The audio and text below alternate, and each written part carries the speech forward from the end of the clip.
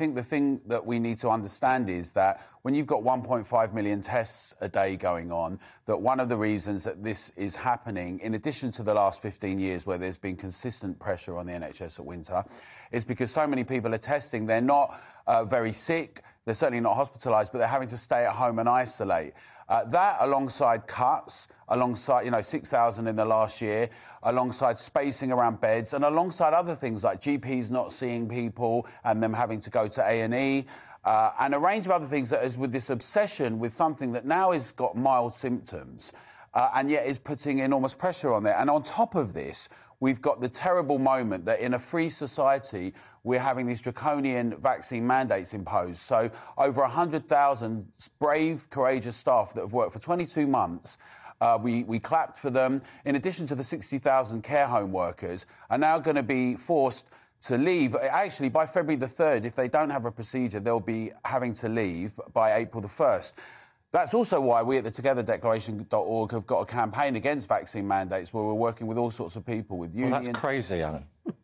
It's crazy. The people not getting their vaccines are the problem that we cannot move forward as a country. You heard the Secretary of State today going on about the number of people in intensive care units who haven't had their vaccines. And I don't understand why that isn't one of the things you've just spoken about. Well, that's a really interesting point. I mean, one of the things that's become very clear with the vaccinations now is that transmissions can happen whether you've been vaccinated or not. So transmissions can be very high, particularly with the third one, with the booster. We're seeing a lot of people who actually have got COVID and it's spread. And actually, Omicron is quite thankfully, unlike Delta and Alpha, is far milder symptoms. If you actually look at the hospital beds and the composition of them, around 86% are of normal cases. There's around 12% with COVID and about 1.6% with ICU.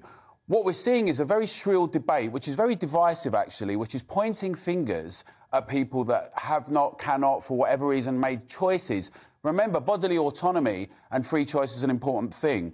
And it's directing the accusations at them. But the actual reality today we're faced with is that if you've had a vaccination, it does not stop transmissions. It massively... Sorry, just Lisa. It massively reduces your chance of getting into hospital. Sorry, Lisa. Yeah, well, I was just going to say is...